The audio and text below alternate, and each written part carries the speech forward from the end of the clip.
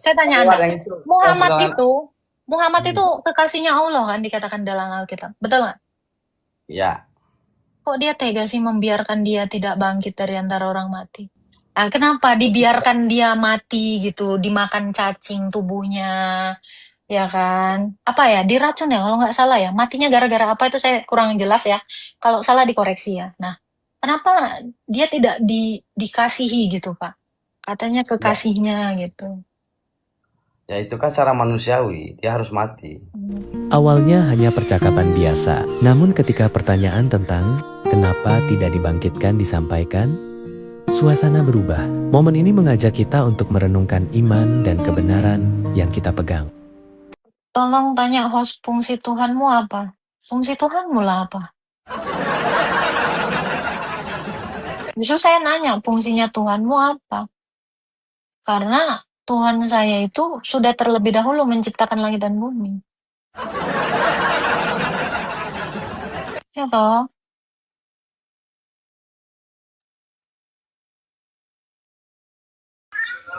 Jangan lupa tap-tap ya teman-teman ya. Silakan buka kameranya, Pak. Host. Silakan Masih buka ingat ya? kameranya. Silakan buka kameranya.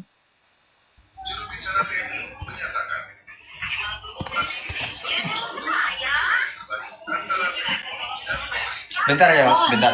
Apa yang mau ditanya? Sebentar. Teman-teman tap-tap terus ya, teman-teman ya. Di tap-tap terus ya layarnya ya.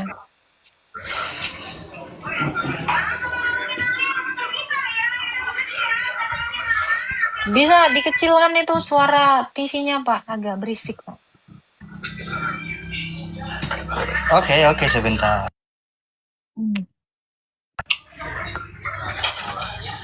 Oke. Ya, silakan mau bertanya apa, Pak? Itu Host, pertanyaanku yang kemarin itu belum diberi jawaban itu Host. Apa pertanyaannya? Ini gimana itu? Apa pertanyaannya? Pertanyaanku itu hostnya nggak ingat lagi. Saya minta pengakuan Yesus bahwa dia adalah Tuhan dan sembahlah dia, gitu loh. Keluaran 20 ayat 1 sampai 5. Itu jawabannya. Buka datanya. Udah, kemarin Buka juga datanya. udah saya buka datanya itu jawabannya. Enggak nyentuh itu. Oke, ada lagi yang mau Nyentuh. ditanyakan? Ada lagi yang mau ditanyakan? Selain itu? Satu lagi. Oke, satu lagi. Oke, adakah pernyataan Yesus bahwa kalian umat-umat Kristen itu harus bergereja? Itu aja. Ada. Dua itu aja. Ada. 1 Korintus 11 ayat 23 sampai 26. Lakukanlah peringatan akan kematianku. Setiap kali kamu memakan roti dan cawan Tuhan, kamu sudah memberitakan aku kematianku. Itu perintah Yesus. Makanya kami bergereja itu untuk ekaristi. Kami ini gereja. Kami disuruh bergereja, artinya kami berkumpul untuk memecah-mecahkan roti. Untuk liturgi itu. Betul itu, Bun. Tapi itu kan menurut kalian. Yang saya tanya ini menurut Yesus, perintah Itu perkataan bergereja. Yesus. Itu perkataan Yesus. Oh. Memecah-mecahkan roti. Jadi di mana? Di 1 Korintus 11 mana itu ayat tertulis 23. Oh, jadi dicek dulu aja. Jadi di sini di situ ada tertulis. Silakan. Saya ini Bibel. Ya, ini 1 Bibel, Korintus Mbak, 11 ayat 23 baca. Tapi agak susah nih kalau buka. Agak lama. Nanti host saja yang buka. Apa saya tungguin. Agak lama nih. Ini Bibel. Saya tungguin. Lama. Jadi saya ini ada lagi waktu mau ke sana lagi. Ya kalau begitu mau ke turun sana silakan. ke seberang, pulau seberang. Kalau gitu silakan Sebentar, jawab dulu host. Jawab dulu. Buka. Iya, 1 Buka di mana? 1 Korintus 11 iya, host aja ayat yang buka. 23 sampai Ini lama, tebal banget ini perjanjian baru itu dan cari perjanjian aja lama. cari aja Korintus di situ. Saya tungguin. Lama host. Buka aja. Lama. Ya, Maksudnya kamu cari aja waktu saya mau ke Korintus. sana host. Di perjanjian Iya, lama yang di perjanjian baru itu 1, 2, 3, 4, 5, 6, 7. Yang ke-7 dari perjanjian baru. Host bawa narasinya ulang, coba saya dengar. Di perjanjian baru ya. Coba bawa narasinya ulang. Coba ulang narasi host tentang di Alkitab Kristen itu. Bagaimana? 1 Korintus berapa? 11. Bunyinya gimana itu? Iya, bunyinya gimana? Bunyinya ya, saya bacakan ya. Orang tolol kayak gini memang harus diginiin. Siapa yang tolol, Oke. Bun? Dikatakan seperti ini ya. 1 Korintus 11 ayat 23 ya. Sebab apa yang telah aku terima kepadamu, telah aku terima dari Tuhan, yaitu pada waktu Tuhan Yesus, waktu perjamuan, waktu ia diserahkan, dia mengambil roti. Sesudah itu dia mengucap syukur atasnya dan memecah-mecahkannya. Dia berkata, ya, ini perkataan Yesus. Inilah tubuhku yang diserahkan bagi kamu. Perbuatlah ini menjadi peringatan akan aku. Demikian juga ia mengambil cawan sesudah makan. Lalu Yesus berkata, cawan ini adalah perjanjian baru yang dimateraikan oleh darahku. Perbuatlah ini setiap kali kamu meminumnya menjadi peringatan akan aku. Sebab setiap kali kamu makan roti ini dan minum cawan Tuhan, kamu memberitakan kematian Tuhan sampai ia datang. Jadi perintah Tuhan Yesus untuk perjamuan kudus itu, disitulah kami bergereja. Makanya setiap hari kami bergereja, setiap kali kami bergereja, kami melakukan perjamuan. Itu jawabannya, Bang. Kami Oke. berkumpul itu untuk Jadi gini host bisa ngerti pertanyaan saya nggak? Saya yang minta pertanyaan saya itu perintah Yesus untuk bergereja, bukan untuk mengingatinya itu, bukan perintahnya untuk bergereja, ngerti nggak? Itu nggak nyentuh tuh tentang pertanyaan saya. Oke. Ada lagi yang mau ditanyakan? Iya kan? Oke. Itu dulu host, nanti bingung lagi host. Oke. Itu Diam dulu, diam dan dengar. Gereja itu saya. Gereja itu orang-orangnya. Jadi kalau kami bergereja, artinya kami berkumpul. Jadi Yesus memerintahkan kami untuk memecah-mecahkan roti itu dalam perkumpulan persekutuan. Sampai sini nangkep goblok? Oke, santai host. Oke. Santai aja. Udah ya. Jadi Santai. Saya dari tadi santai loh. Saya nungguin ini santai. Saya kurang santai gimana? Udah santai banget itu. Bergereja artinya berkumpul. Berkumpul untuk apa? Memecah-mecahkan roti untuk perjamuan kudus. Orang Kristen aja tahu. Itu. Ya, makanya di dalam Kisah Para Rasul pun, nih saya kasih tahu ya, murid-murid itu berkumpul memecah-mecahkan roti di Kisah Para Rasul nih ya. Nih, susah memang kalau kalian itu nggak ada basic untuk mengerti Alkitab. Ini, jadi berkumpul itu bergereja. Selalu narasinya itu berkumpul. Ini berkumpul, ya. Ini berkumpul. Kita lihat lagi di Kisah Para Rasul 2, ya. Mereka itu ini, ya, berkumpul, selalu berkumpul. Tunggu ya, pada yang hari pertama minggu itu, ya. Mereka itu selalu berkumpul. Jadi makanya kalian tuh nggak ngerti, ya. Nih, ada kumpulan orang-orang telah percaya itu berkumpul. Berkumpul itu adalah bergereja. Nih ya. Makanya saya bilang kalian tuh nggak ngerti definisi gereja. Sabar nih, saya tunjukkan lagi ayatnya di dalam Alkitab ya. Di Kisah Para Rasul. Hanya orang tolol yang nggak ngerti nih. Serius, goblok sekali. Makanya saya jelaskan dulu arti gereja itu. Itu adalah kami gitulah. Ayat murid-murid berkumpul memecah-mecahkan roti. Nih, Kisah Para Rasul 2 ayat 42. Sorry, tadi udah kelewat. 2 ayat 42. Nih, mereka bertekun dalam pengajaran rasul-rasul dalam persekutuan. Dan mereka selalu berkumpul untuk apa? Untuk memecah-mecahkan roti. Ini bergereja itu ini. Gitu loh. Ngerti nggak? Ini. Makanya saya bingung sama kalian tuh ngerti nggak arti gereja? Gereja itu kami. Ya, ini lagi nih. Kisah Para Rasul 20. Ya. ayat yang ke-7. Nih, ini paling jelasnya hari Minggu ya. Pada hari pertama dalam minggu itu, ketika kami berkumpul untuk memecah-mecahkan roti. Ini. Jadi tujuan kami bergereja itu hari Minggu, ini ya ayatnya ya. Ini ayat yang paling mantul nih. Nih.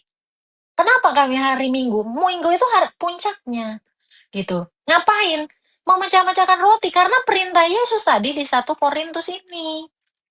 Di 1 Korintus 11 tadi. Ini. Ya. 1 Korintus 11 ini perintahnya. Nih. Ya. Perbuatlah ini menjadi peringatan akan aku. Ini Yesus itu memerintahkan. Nih. Tuhan Yesus pada malam waktu ia disegerakan mengambil roti. Sesudah itu dia mengucap syukur dan memecah-mecahkannya. Dia bilang, inilah tubuhku, perbuatlah ini. Itu loh, kalian ini nggak ngerti. Jadi tujuan orang Kristen itu bergereja itu untuk ekaristi, untuk kurban. Makanya orang zaman nabi-nabi itu ke bait Allah mau ngapain? Mau ngapain orang ke bait Allah? Mau kurban. Itu tujuannya. Kami pun orang Kristen bergereja itu untuk kurban, untuk perjamuan kudus, untuk ekaristi. Gini aja kalian gak paham. Gereja itu saya. Gereja itu bukan bangunan. Jadi kami itu sepakat ngumpul di satu tempat, itu yang namanya bangunan gereja. Kami ke bangunan gereja itu untuk bergereja. Kami gerejanya. Itu dulu yang mau saya jelasin. Jadi kalau pertanyaan kamu, di mana perintah Yesus kalian bergereja? Itu tadi, 1 Korintus 11. Ayat 23 sampai 26. Nyambung? Nyampe? Nggak nyampe. Susah memang. Itu jelas sekali. Kisah Para Rasul 20 ayat 7 itu jelas sekali. Clear banget. Hari Minggu. Gitu. Jadi gereja itu bukan bangunannya. Gereja itu orang-orangnya. Jadi kalau kami bergereja, artinya kami berkumpul untuk ini. Untuk kurban. Karena sejak dari zamannya Adam, sampai kepada kami, ini membuktikan bahwa ada benang merah dari Adam sampai ke kami. Yaitu apa? Kurban. Oh, nggak jelas itu kalian. Ngaku pelanjut, tapi kalian tidak melakukan. Iya toh? Jadi kami ini adalah pelanjut dari, makanya kenapa Kain dan Habil juga menyerahkan kurban. Itu ibadah. Ibadah sejati orang Kristen, nabi-nabi itu kurban. Di bait Allah itu mau ngapain? Itu kan. Kenapa Tuhan itu menyuruh menyuruh Daud untuk mendirikan bait Allah? Untuk ini. Supaya ada mesbah, supaya ada kurban di situ. Kalian nggak ngerti kurban, karena nggak punya Taurat. Gitu. Orang yang nggak punya Taurat, yang nggak ngerti cara berkurban. Begitu. Karena kurban itu nggak boleh sembarangan. Bait Allah itu adalah tubuh kami. Gitu. Jadi kurban itu harus di tempat yang ditunjuk Tuhan. Tuhan sudah menunjuk tubuhmu adalah bait Roh Kudus, bait Allah. Dia sendiri yang menunjuk itu. Nah, sampai sini paham? Nggak paham pasti. Kenapa? Nggak punya Taurat. Sulit. Sangat sulit bagi kalian untuk memahami ini karena kalian nggak punya Taurat. Karena Bapak Abraham pun mengatakan, kamu semua dosa-dosanya akan diampuni. Kamu semua tahu Tuhan yang baik dan yang benar kalau kamu punya Taurat. Masalahnya kamu nggak punya Taurat. Makanya kamu tidak tahu cara berkurban. Kamu tidak memiliki kesaksian para nabi. Gitu. Kamu kan cuma punya kesaksian satu nabi. Deh ya. Kamu nyolong Taurat. Bagaimana saya nyolong Taurat Tuhan saya yang nggak punya Taurat? Pertanyaan saya. Saya nyolong dari mana? Rasul-rasul kami orang Israel. Tuhan kami sendiri orang Israel. Kamu nyolong kitabnya Arab. Kamu kitabnya Arab. Mudah-mudahan kalian pintar ya. Ini jangan-jangan anak-anak milenium semua ini, nggak ada anak Gen Z ini ya. Matius 16 ayat 18 dalam bahasa Inggris. Makanya kalian ini, aku bilang nggak sekolah. Nih, Matius 16 nih ya. And I tell you that you are Peter, and on this rock I will build my church. Ya. Dan aku pun berkata kepadamu Petrus, di atas batu karang ini kudirikan gerejaku. Dia berkata gereja itu adalah Petrus, ya. And the gates of Hades will not overcome it, ya. Dan alam maut tidak akan menguasaimu. Ini Yesus itu mendirikan gereja. Paham? Jadi Matius 16 ayat 18, Yesus itu mendirikan gereja. Di atas dasar imannya Petrus. Petrus itu, Peter, ini artinya adalah batu. Batu karang. Batu karang. Ini, ya. Mudah-mudahan kalian ngerti bahasa Inggris. Salahnya kalian ini nggak jelas. Bahasa Indonesia aja nggak paham, apalagi bahasa Inggris.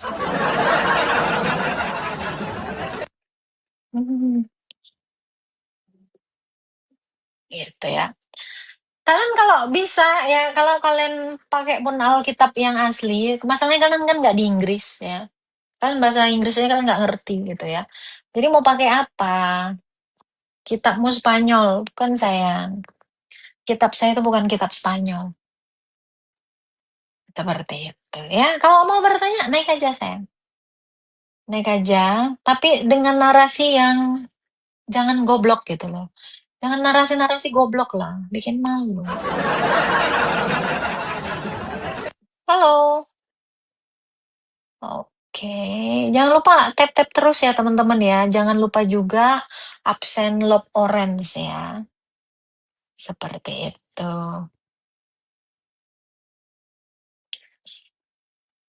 Cing, cing, cing. Halo. Halo. Aduh, ngeri kali.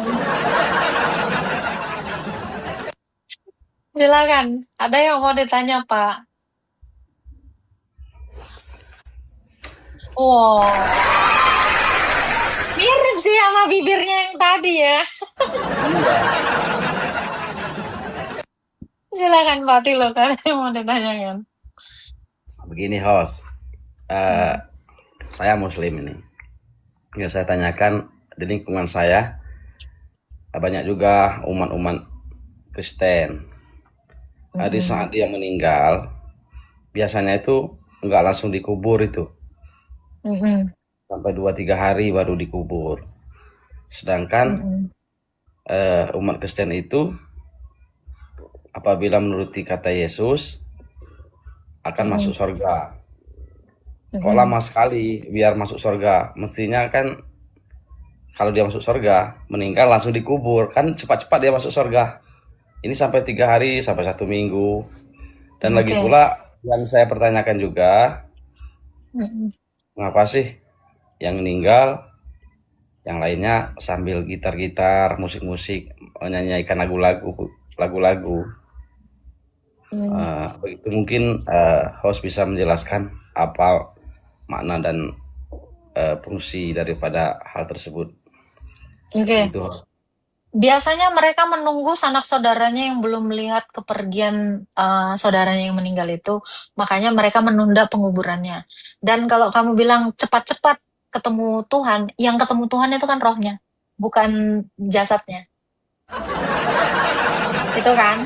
Nah iya, karena yang bertemu dengan Tuhan itu ke Firdaus itu kan adalah roh dan jiwanya. Tubuhnya sendiri itu kan memang harus dikubur, seperti itu.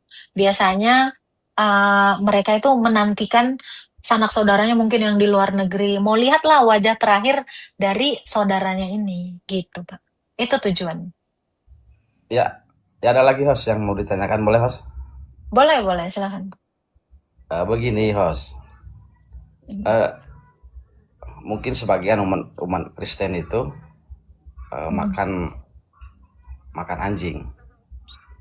Hmm. Tapi proses dalam memakan anjing tersebut, dia tidak seperti yang lain, digorok lehernya kan. Kalau itu dipanasi, besi panas itu kayak seperti linggis itu yang runcing, ditusuk buntutnya itu sampai jelit matanya anjing itu. Kenapa harus pakai besi panas gitu? Kenapa tidak digorok seperti dipotong begitu? Ya mungkin sebagian Kristen yang begitu, mungkin yang lain tidak. Mungkin bisa dijelaskan itu, Host? Oke, cara menyembelih mungkin ya yang mau Anda tanyakan ya, AirPodku meninggal lagi. Mungkin yang Anda tanyakan itu cara menyembelihnya gitu kan? Ya, mengapa sekejam itu maksud saya dalam proses membunuh binatang? Apa tidak ada cara lain yang lebih Gini, di dalam Alkitab dikatakan hewan-hewan itu diciptakan untuk dikuasai oleh manusia. Karena waktu penciptaan pun dikatakan, baiklah kita menjadikan manusia ini menurut gambar dan rupa kita, supaya mereka berkuasa atas burung-burung di udara, ikan-ikan di laut, atas ternak-ternak, gitu kan, atas segala yang ada di bumi. Jadi tidak masalah, karena memang ya hewan itu diciptakan itu untuk mati. Dia hidup, dilahirkan untuk dibawa ke penjagalan, gitu. Jadi itu tidak perlu sesuatu ritual ya. Sebab ya memang itu adalah makanan untuk manusia, gitu ya dikatakan di Alkitab. tapi secara manusiawi, apakah tidak ada aturan yang mendasar dalam proses penyembelihan terhadap binatang? Oke, sama seperti kita ya, sama seperti kita makan ikan teri. Bahkan kita makan itu nggak pakai disembelih dulu kan? Kan kita hanya melihat yang besar-besar aja. Apa ada proses ketika kita makan ikan teri? Ikan teri tahu kan Pak, kecil-kecil. Itu nggak ada juga proses sembelih-sembelihan gitu. Kenapa untuk anjing itu harus kita tanyakan juga prosesi penyembelihannya gitu? Karena itu tidak terlalu diatur. Karena yang penting bagi kita itu adalah kita hidup tidak menjadi batu sandungan bagi orang lain, kita hidup memberkati orang lain gitu. Hewan itu memang diciptakan untuk manusia, untuk dikuasai manusia itu. Tidak masalah untuk hal itu. Iya, iya, Seperti iya. itu. Beda cerita kalau kita menyerahkan kurban kepada Allah. Kita persembahkan untuk Allah sebagai kurban pendamai dosa kita. Nah, itu pasti ada tata caranya. Karena makan sesuatu itu bukan bagian dari ibadah. Ibadah kita itu adalah kurban. Seperti itu, Pak. Ya, ya, ya, ya. Saya kira mungkin di iman Muslim, Kristen, Islam, tata cara untuk kepada binatang itu juga ada petunjuk-petunjuknya. Mungkin dengan menyebut nama-nama Tuhan di saat penyembelihan, tidak melakukan dengan tragis kejam begitu. Oke, kira-kira kalau waktu mau memotong ikan tongkol, Bapak baca bismillah atau pakai apa ritual apa gitu?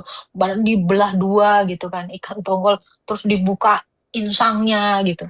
Ada nggak kira-kira? Ya kan. Nah, kalau kita bicara tentang hal manusiawi gitu, karena makanan manusia itu ya, menurut saya justru makan memakan hewan yang seperti hewan-hewan ternak itu jarang. Kita tuh lebih banyak makan ikan, ya kan? Betul ya. Makan yang kecil-kecil kayak gitu. Nah, itu. Oh, ya, ya, ya. Nggak ada aturan begini. Oh, kalau ini binatang kaki 4, ini ikan, ini serangga. Itu nggak Itu ada. ada. Mungkin Itu diatur di dalam Kristen itu.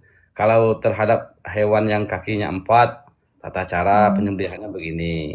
Kalau dengan binatang yang lain, serangga begini. tidak ada. Tata cara hanya untuk kurban, untuk ibadah baru ada. Cara menyembelih hewan kurban itu baru ada di dalam Alkitab. Tetapi untuk makanan ya terserah mau kayak gimana kamu Ya, mau ya. makan. Mungkin secara detail tidak diatur begitu. Di dalam Quran sendiri ada? Ya, kalau dalam Quran mungkin tidak ada. Iya, itu dia. Karena Allah itu menurunkan wahyu itu hanya Quran kan? Tidak ada hadis kan? Atau hadis itu juga wahyu dari Allah? Enggak. Al-Quran yang ini, Al-Quran yang wahyu. Nah, Itu kan gitu. perbuatan Nabi, perkataannya. Iya, seperti itu. Karena kami tidak mengurusi hal-hal yang tidak fundamental terhadap keselamatan kami. Itu tadi Ya, Pak ya. saya bilang. Mungkin yang tadi Gimana? dalam proses sebelum dikubur, yang Itu tadi udah saya jawab. ya, ya. Yang mana? Tapi apakah itu memang sudah diatur oleh Yesus ataupun pada petunjuk dari Bible yang lebih mendetil begitu cara kalau umat Kristen ini meninggal prosesnya begini-begini. Karena saya pernah nonton Gini Pak. film itu. Oke, dalam kitab kami ya, Tuhan Yesus sendiri berkata, barang siapa percaya kepadaku, ya, dia akan tetap hidup walaupun sudah mati. Makanya kami orang Kristen, kalau ada saudara kami mati, artinya dia sudah selamat, gitu. Kenapa? Karena dia sudah sampai ke Firdaus, dia sudah menyelesaikan pertandingan hidupnya di dunia ini. Dalam iman Kristen, ya, Yesus itu sendiri berkata, aku akan membangkitkan kamu, gitu loh. Ya, akan aku hidupkan dan akan aku berikan hidup yang kekal. Jadi kami itu tidak melihat kematian orang Kristen itu sebagai kematian kekal, tetapi itu sebagai kematian sementara. Karena nanti kami ini akan dihidupkan. Makanya Tuhan Yesus itu tidak menyuruh kami prosesi pemakaman itu harus bagaimana gitu. Enggak. Karena semuanya nanti itu akan disatukan, dihidupkan kembali, dan akan dijadikan sama seperti dirinya. Ya, kalau saya menonton di film Yesus itu kan sudah disalib, itu kan dikafani itu. Sebelum Tradisi kafan ya, pengkafanan itu pun tidak ada di dalam iman Yahudi.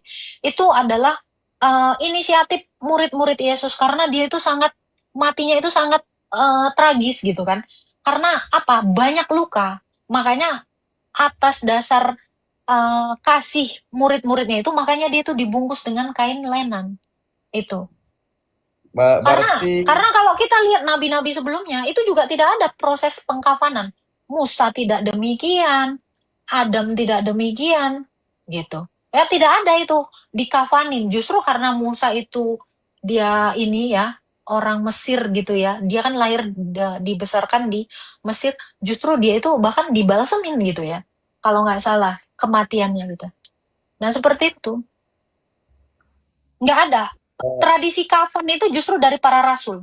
Itu inisiatif para rasul karena mengasihinya tidak tega melihat luka-lukanya. Makanya dia dibalut kain putih.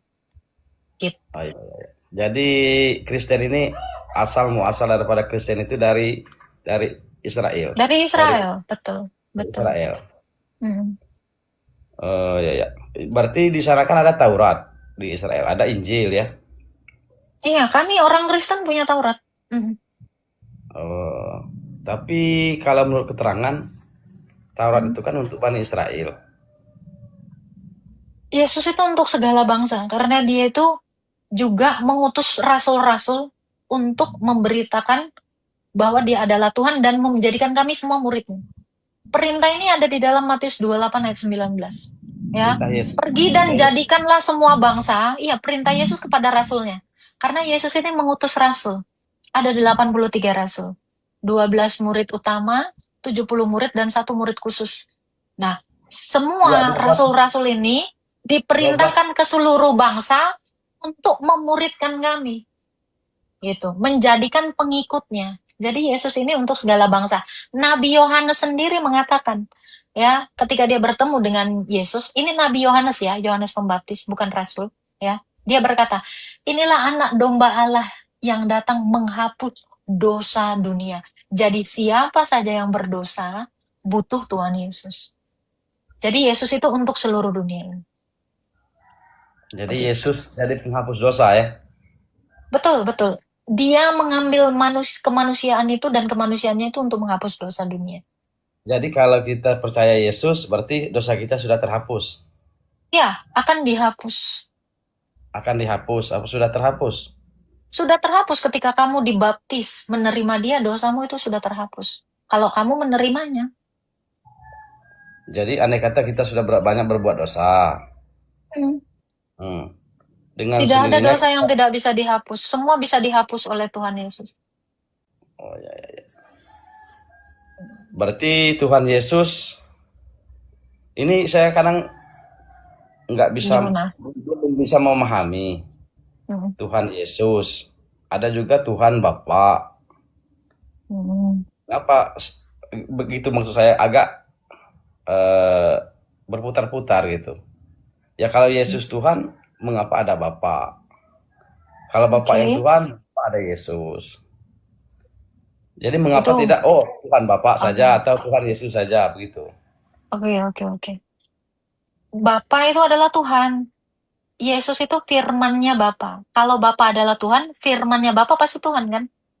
Itu. Firman itu perkataan maksudnya bagaimana? Iya. Mm-mm. Perkataan Tuhan, Pikirannya, lebih dari perkataan yaitu pikirannya Tuhan. pikiran Tuhan. Oh, Mm-mm. berarti Tuhan bisa mikir ya? Kalau Tuhan tidak mikir, goblok lah dia. Adakah Tuhan yang nggak pernah mikir? Berarti itu Tuhan goblok. Batu lah itu. Iya Jadi toh? Yesus jadi Hah, gimana? hasil dari pikiran Tuhan begitu. Yesus itu adalah pikirannya Tuhan. Menjelma jadi Yesus, pikiran Tuhan itu. Menjelma jadi manusia. Gitu. Oh, Jadi jadi pikiran pikiran itu Tuhan jadi diutus manusia. ke dunia.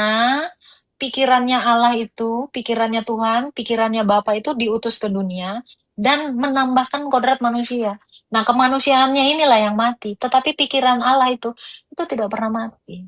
Iya, secara lahiriahnya jasadnya yang meninggal. Secara ruhnya Bukan kan tidak bukan meninggal. bukan hanya karena mati itu adalah terpisahnya tubuh dengan rohnya. Iya Rohnya itu kan benar. turun ke dunia orang mati. Beneran mati dengan roh-rohnya juga. Gitu. Ya Yang tidak berarti mati itu adalah firman itu, kealahannya. Kemanusiaannya beneran mati. selain dari Yesus kita manusia-manusia ini juga firman Tuhan begitu. Bukanlah kamu itu ciptaan. Ciptaan. Ciptaan Kalau dengan Yesus pencipta kan Tuhan. beda. Yesus Kalau itu Yesus pikirannya Tuhan, Allah. Iya, pikirannya Tuhan, pikirannya iya. Allah. Mm-mm. Jadi kalau kita yang ini bukan pikirannya Tuhan. Kamu kan dari Ciptaan. tanah. Kamu tidak berasal dari Allah, kamu berasal dari tanah. Kalau Yesus dari Yesus itu dari dalam diri Bapa sendiri, dari zatnya Bapa itu.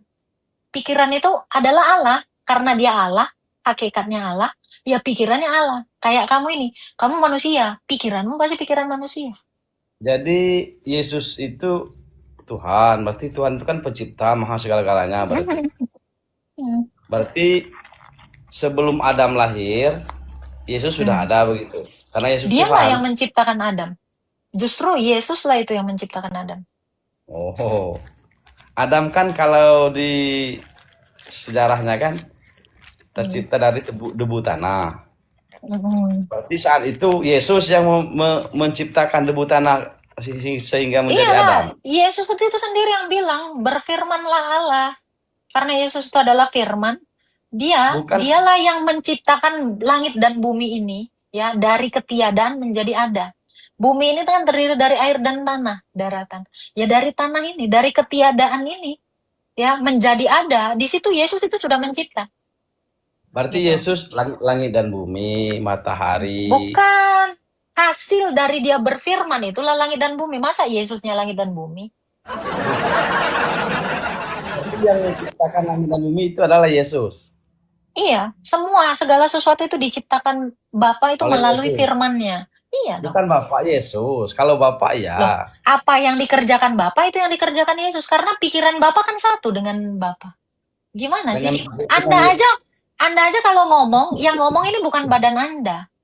Bukan badan Anda aja, tetapi roh Anda dan pikiran Anda juga yang berbicara kan? Berarti Nah, Yesus itu. menyatu. Yesus itu satu dengan Sang Bapa. Jadi Bapa mengerjakan penciptaan, Yesus mengerjakan penciptaan. Ini tertulis di dalam Yohanes 5 ayat 19 sampai 20.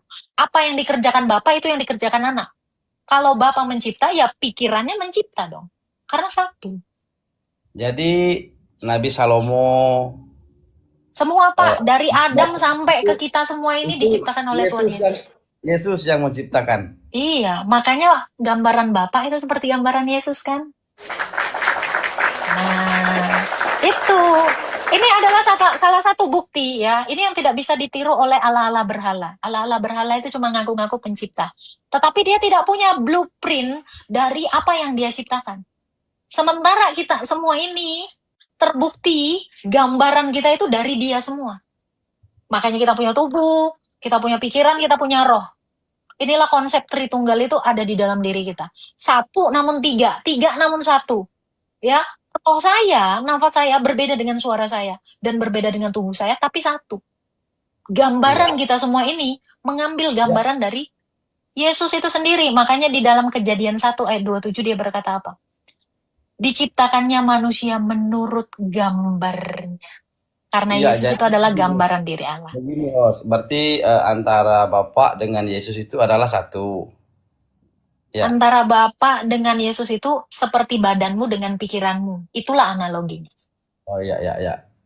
Ya, di saat Yesus masih dalam kandungan Maria, berarti Tuhan itu sudah menyatu Sudah di. ada dalam kekekalan. Karena dia itu pencipta. Dia sudah ada. Pikirannya Allah itu sudah ada. Firman Allah itu sudah ada dalam kekekalan. Yohanes 1 ayat 1. Sudah bersama-sama dengan Bapa. Baru dia menjelma jadi manusia 2000 tahun yang lalu. Jadi sebelumnya dia itu adalah Allah, pikirannya Allah, menjadi manusia. Kan tadi udah dijelasin. Jadi waktu Yesus kanak-kanak itu sudah menyatu Allah Apanya? dengan Yesus. Sudah. Ketika dia inkarnasi melalui rahim Bunda Maria, firman itu sudah bersatu dengan kemanusiaan itu. Tanpa mencampur aduk dan tanpa berbaur. Gitu. Di saat Yesus disiksa, disalib itu, bagaimana itu? Apa? Yang disiksa itu adalah kemanusiaannya. Kealahannya itu bagaimana bisa disiksa? Iya, Sebab oke. dia adalah Tapi kan terang. itu kan kemanusiaannya kan belum metong. Masih bernyawa dia. Iya, yang disiksa itu kemanusiaannya kan? Itu pertanyaan Bapak kan? Iya, jadi saat itu Tuhan Bapak di mana itu? Allah itu tak terhampir ya, Allah itu ada di surga. Bapak itu di surga bersama dengan firman dan rohnya. Jadi dia ada di dalam kekekalan, juga ada di dunia. Allah itu di dunia dan di surga. Dia ada di mana-mana.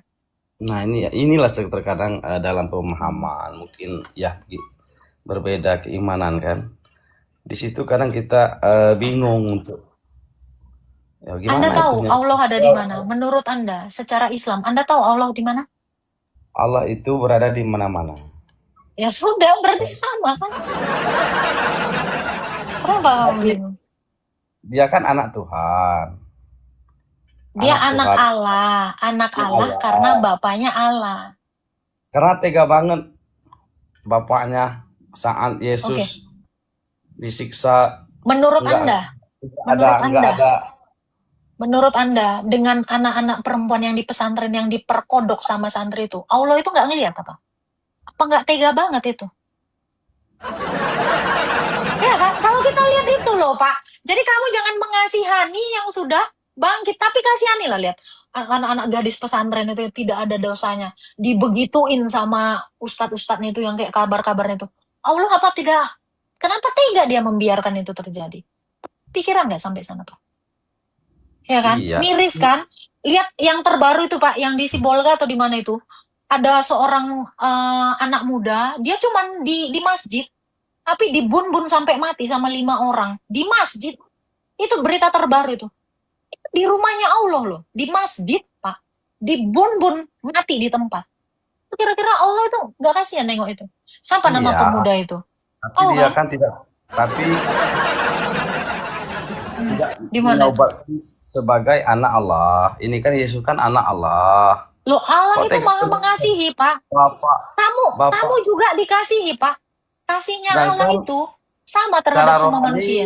secara rohaninya kan, secara hakikatnya rohaninya itu Yesus itu adalah Allah, anak Terus Bapak. Kok tega benar bapaknya saat di mana? anak Di mana? disiksa? Saya tanya Anda, di mana teganya sementara dia bisa bangkit lagi? Bisa dengan utuh lagi menghidupi dirinya. Orang kuat kok kasihan, sama orang kuat kok kasihan sih Pak?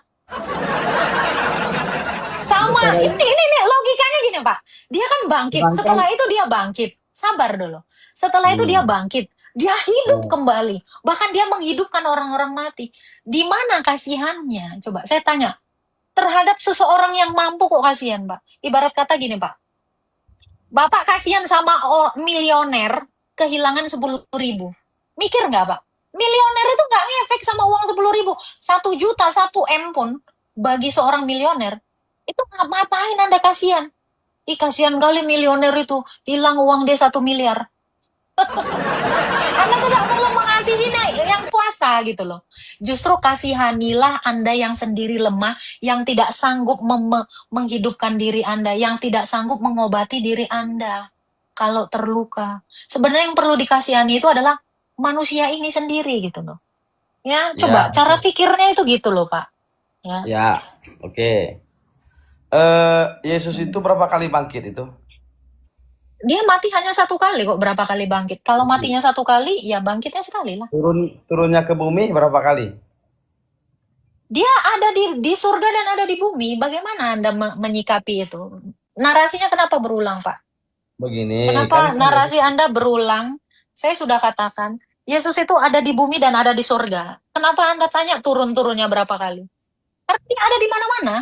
Seperti narasi Anda. Sorry, ini saya sambil nyari AirPods saya nih tinggal.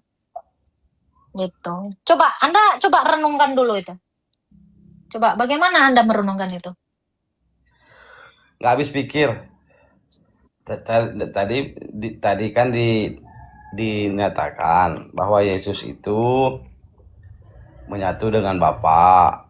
Yesus itu anak Bapa. Ya, dia firman-Nya Bapa. Firman-Nya Bapa. Nah, di saat Yesus mau disalib, kok Bapaknya? Nih, ulang lagi nih. Diulang lagi nih. Kita ulang lagi nih. Terus saya gini sampai besok nih. Ada pertanyaan yang baru mungkin Bapak. Itu tadi saya bilang. Ya, Ya. oke. Saya tanya Anda. Saya tanya Anda. Muhammad itu kekasihnya Allah kan dikatakan dalam Alkitab. Betul nggak? Ya. Kok dia tega sih membiarkan dia tidak bangkit dari antara orang mati? Dia tidak bangkit. Nah, kenapa dibiarkan dia mati gitu, dimakan cacing tubuhnya, ya kan? Apa ya, diracun ya kalau nggak salah ya. Matinya gara-gara apa itu saya kurang jelas ya. Kalau salah dikoreksi ya. Nah, kenapa dia tidak dikasihi gitu, Pak? Katanya kekasihnya gitu. Ya itu kan cara manusiawi, dia harus mati. Ya kan dia Berarti tidak mengasihi ya. Berarti tidak mengasihi. Tiap orang yang bernyawa pasti mati. Oh, kenapa dimatikan kalau dia maha pengasih? Kenapa manusia itu dimatikan kalau dia maha pengasih? Ya karena kullu nafsin za'iqatul maut. Setiap barang yang bernyawa yang hidup pasti mati. Kenapa harus dimatikan? Kenapa harus dimatikan? Alasannya apa? Karena dia manusia. Loh, bisa kan manusia ini diciptakan untuk kekal? Ya, karena toh nanti dibangkitkan, hidup lagi. Ya kenapa harus ada fase kematian? Untuk apa dia mematikan kalau toh nanti dihidupkan? Apakah Allah nanti menghidupkan lagi orang mati? Enggak. Ya namanya sifat manusia. Manusiawi itu kan. Saya tanya. Enggak, saya tanya. Bentar. Itu beneran nggak nyambung sama sekali ya. Itu ketentuan yang nggak berakal menurut saya. Pertanyaan saya begini, Pak. Ya. Manusia setelah mati nanti dibangkitkan nggak sama Allah? Yang mati itu jasmani. Secara rohani dia tidak mati, pindah alam. Iya, saya tanya nanti bangkit lagi nggak? Dibangkitkan lagi nggak sama Allah? Iya, secara jasmani tidak lagi bangkit. Cuma secara rohani, secara jasmani dia kan. Jadi kalian nanti dia udah mati. Ini alam dari kan begini. Dari alam rahim ke alam dunia seperti kita rahim itu di dunia toh? Rahim itu di dunia toh? Iya, alam rahim. Gimana? Kan nggak ada orang beranak dalam kubur, Pak. Semua orang beranak di dunia ini tidak dalam kubur. Alam rahim itu kan di saat kita masih di dalam kandungan ibu kita. Enggak belum di dunia. Ibunya yang di dunia. Kalau kita masih dalam rahim. Loh, rahim ibunya di dunia atau di mana? Jadi ya ibunya itu kan secara jasad. Loh, ini rahimnya ibunya ini, Pak. Nih, kalau bini kamu Iya, dalam ngandung, rahim. itu rahimnya di mana ibunya itu? Rahim ibunya itu ada di mana? Terpisah dari dirinya. Gimana Dalam ini? perut ibunya, dalam perut ibu. Iya, perut ibunya ada di mana? Ya di dalam badan ibunya. Iya, badan ibunya di mana? Jadi Di dunia toh. Iya. Kenapa digoblok-goblokin sih, Pak? Kenapa dibego-begoin gini sih, Pak? Itu Dipisah-pisahin. makanya alam rahim. Alam kandungan, setelah itu lahir ke Ini tuh alam. alam. Bentar. seperti Rahim kita itu alam. sendiri. Rahim itu alam. Ya, kalau versi menyebutnya itu alam. Alam tuh kehidupan. Alam rahim. Alam nyata, alam dunia ini. Alam Rahim itu, tubuh. Pak, dengan kamera aja bisa dilihat. Makanya ada USG, teknologi USG. Itu bisa dilihat itu. Itu alam yang Iya. mana? Itu tubuh kita, itu salah satu organ kita, Pak. Itulah Di mana dikatakan organ ini alam lain, berarti jantung kita juga alam lain gitu. Itulah Gimana sih? penyebutan. Dia tidak Oke. bisa di analogi. Balik lagi ya, Pak ya. Ketika kalian nanti udah mati, dikubur nih, dipocongin nih ya, madep ke Ka'bah, miring, digencet papan ya. Habis itu, waktu kiamat, kalian ini dibangkitin lagi nggak? Itu pertanyaan saya. Nah, itu kan kita masuk ke alam kubur, alam barzah. Ya, saya itu tahu. Setelah itu nanti, setelah alam kematian, ya, nanti kalian dibangkitin lagi nggak? Ya, tidak dibangkitkan setelah di dalam alam kubur, hari kiamat. Kiamat Ya. kan? Nah, kiamat Ya. ini, ruh-ruh ini nanti mengumpul. Tidak Saya dibangkitkan nggak lagi. nanya itu. Udah ngumpul terus di situ aja, di alam kiamat itu. Ya pindah ke alam, dari alam nyata Apa? ke alam kubur, nanti pas hari kiamat alam pertimbangan misalnya, baru surga dan neraka. Yang saya tanya, nah, setelah mati berarti kalian itu ke sorga itu dalam bentuk roh gitu. Dalam bentuk rohnya Iya, aja gitu di sorga. karena jasmani kan kita sudah meninggal, sudah ini. Jasmani itu kan jasmani rohani itu hidup di dunia ini. Tadinya Terus? roh jasmani dan rohani. Ya, terus kalian itu Ya. ke sorga itu gimana? Ke sorga itu Secara rohnya roh, doang? Secara roh doang? Berarti nggak Doang. bangkit? Nggak bangkit, dia tuh roh doang. Itu yang Jadi- mempertanggungjawabkan roh ini, yang mempertanggungjawabkan amal baik amal buruk itu adalah roh. Logika ya, kita pakai logika. Ya. Kau nyuri, bisa nggak rohmu aja nyuri? Makanya mati itu berpisahnya roh dengan jasad. Oh, jelasin itu. Saya tanya kamu ya, pakai logika ya. Ketika kamu mencuri, rohmu aja yang mencuri atau badanmu yang mencuri? Itu kan dunia panah. Dunia Aduh, panah ya juga. Tuhan. Kamu kan usah-usahan ke situ, Pak. Tidak ada alam kubur, alam Nah, bangkit. ini nanti. Bapak lagi hidup. Saya nanya lagi Bapak hidup. Waktu Bapak nyuri, ngambil. Itu yang Ya. mengerjakan rohmu dan badanmu kan? Ya kerjasama dua itu. Ya. Yang dihukum, masa rohnya doang? Di mana keadilan Tuhan kau? Badan kau yang nyuri, yang dihukum roh kau. Kan nyambung ini Pak logikanya. Begini, saya analogikan. Coba Bunda cubit. Gimana rohmu itu bisa merasakan sakit? Gimana? Ya, coba cubit. Bunda cubit tangan sendiri, kan sakit. Sakit kan? Saya tanya. Di mana sakitnya? Ya di saraf-saraf saya, di daging saya lah. Kok botol? Perasaan yang sakit kan? Daging saya yang sakit, daging saya. Karena ada saraf di sini. Ada sistem saraf di dalam tubuh kita. Makanya kau kalau sange pun, itu saraf-saraf kau itu yang ngerasain botol. Lucu kali kau, Pak. Gimana roh bisa ngerasain sakit? Gimana roh bisa ngerasain birahi? Ya berikut badan kau lah. Makanya aku bilang, aduh jangan ngerokok, Pak. Nanti kena ban, Pak. Makanya aku bilang, kalian ini nggak logis. Betulan loh. Yang mengerjakan badan kau. Misalnya kau nyuri, itu badan kau. Yang ngerasakan itu kan badan kau dan roh kau sekaligus. Makanya saya masih mikir sama kalian, ini konsepnya kayak gimana? Ya, Nggak jelas, seriusan. Ya, Seriusan, kalian nggak jelas. Cara Nggak keimanan kan logis. kita beda. Secara keimanan Iya, kita makanya aku bilang, Pak. Makanya aku bilang, tuh kan, dia kena. Makanya nggak logis. Badan kau yang nyuri, masa roh kau yang dihukum toh? Badan kau juga lah. Nggak nyambung. Loh iyalah, kamu memperkodok orang, ya, itu kan yang melakukan badan kau. Coba, kayak kasus Trans 7, ya, itu santriwati digituin. Kan yang melakukan tubuh gitu loh. Kau yang ngewong dia. Logika lah coy. Logikanya kan gitu. Coba kalian renungkan ya, makanya aku bilang. Iya, memang harus logis. Ya, kawanan itu diambil apa? Roh kau. Emangnya roh kau yang ngewong? Kalian ini enggak, kalian saja tidak mengenal diri kalian. Makanya saya bilang, gak usah ngomongin Tuhan. Kalian aja nggak tahu diri kalian. Ya kali. Ya kalau gitu pikiran saya aja dihukum, gitu. Astaga, makanya saya bilang, kita pun nanti dalam konsep Kristen, kita dibangkitkan dulu baru dihakimi. Ya, baru dimasukkan ke neraka. Yang ke neraka itu bukan jiwa kita, berikut tubuh kita juga dibangkitkan. Yesaya 37. Semua orang akan dibangkitkan. 2 Tesalonika 1 Tesalonika 4 ayat 15 sampai 17. Semua orang dibangkitkan dulu. Kamu pun akan dibangkitkan.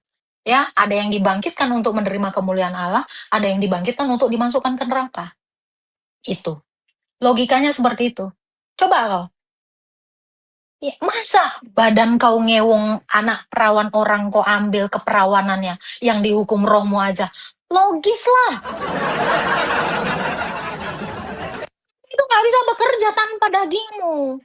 Itu yang bilang-bilang saya botol, otaknya kalian ini memang korslet kayaknya. Kalian ke psikiater sana, kalian tanya ke dokter. Yang dicubit yang sakit yang mana? Bukan roh lah, yang badan saya lah. Nggak nyambung kalian loh. Serius loh. Kalian ini beneran nggak mengenal diri kalian loh. Serius. Nggak nyampe kalian. Serius kalian tuh. Masa rohmu? Masa kau? Ya udah, lambungmu itu ngerasa lapar nggak? Enggak, roh saya yang lapar. Sekarang saya tanya kamu, roh butuh makanan nggak? Roh nggak butuh makanan. Nggak butuh makanan fisik nih kayak gini nih. Roh itu nggak butuh makanan kayak gini. Nggak. Jadi kalau kau kenyang, yang ngerasain siapa? Lambung kau loh. Kok rohmu pula? Makanya aku bilang, kalian tuh nggak nyampe, cowok. Kalau kalian mau ngomongin hakikat nih ya, banyak orang nggak ngerti hakikat manusia. Makanya nanti kalian nggak bangkit. Oh alah. Susah lah kalau kalian nggak bangkit. Terus apa? Kak, darah dan daging tidak masuk surga, Kak. Iya, kalau belum dipulihkan sama seperti Kristus. Darah dan daging Yesus itu masuk ke surga. Darah daging yang hina ini, yang nggak bisa masuk surga. Yang bisa masuk surga itu yang seperti Kristus. Karena Yesus juga bangkit, naik ke surga, duduk di sebelah kanan Sang Bapa, itu berikut darah dan dagingnya. Yang tidak mengenal dosa. Nyampe situ. Dipikirin dulu ayatnya, lu menukil ayat tapi nggak paham. Gitu. Masa kita kayak Casper semua? Jangan kau kira kita semua nanti di surga itu kayak Casper. Nggak, sayang. Kalau gitu untuk apa Yesus bangkit dari antara orang mati? Yang namanya bangkit itu berikut tubuhnya. Gitu. Ya, tubuh yang sudah dimuliakan. Baca Filipi 3 ayat 20 sampai 21. Sebab kewargaan kita adalah di dalam surga. Dari sana kita akan menantikan Yesus yang akan merubah tubuh kita yang hina ini menjadi tubuh yang sama dengannya, yang dapat menaklukkan segala sesuatu, termasuk dosa dan kematian, juga iblis. Begitu, itu ayatnya. Baca Alkitab cuma sebiji, gimana lah kayak ini. Pening lah. Oke, kita naikkan lagi yang lain ya. Shalom, Halo. Mbak Agatha. Salam, Pak. Ya, ini saya eh, bergabung mau diskusi sebentar karena tadi saya naik di roomnya Fatin. Itu pertanyaan yang sama yang mereka tanyakan kepada saya. Tapi waktu sebelumnya mereka bernarasi tentang penciptaan Adam dan penciptaan Yesus. Saya menjawab, di mana Yesus dilahirkan, diciptakan di situ. Nah, waktu saya menjawab, mereka mulai bingung di situ. Adam diciptakan benar. Ketika Yesus diciptakan, berikan bukti dalilnya dari Al-Quran maupun Alkitab.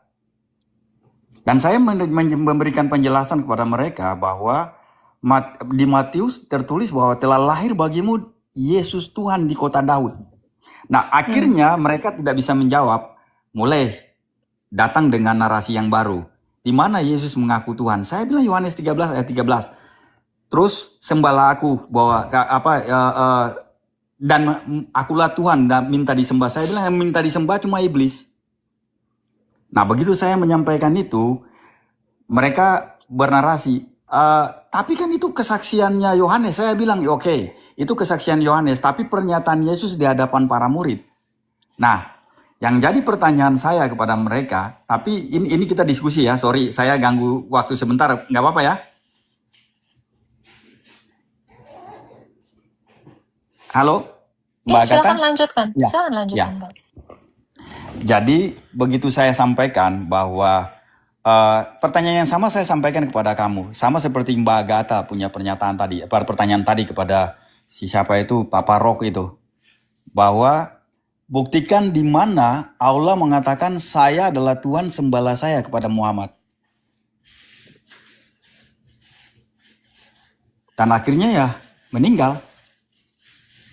Gak bisa jawab, saya diturunkan gitu. Ini kalau kita tidak hati-hati, mungkin akan jadi bumerang bagi kita gitu. Saya selalu terima kasih Mbak Agatha untuk tambah ilmunya mengenai wahyu tadi bahwa aku Yesus mengirim malaikat. Itu juga pernyataan itu bagus, tambah ilmu saya.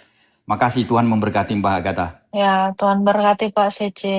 Shalom. Salam. Kiranya dari peristiwa ini kita belajar untuk tetap merespon dengan kasih dan kebenaran, seperti yang Tuhan kehendaki. Jika video ini memberkati Anda, jangan lupa like, bagikan, dan subscribe untuk lebih banyak pesan rohani yang menguatkan. Tuhan memberkati.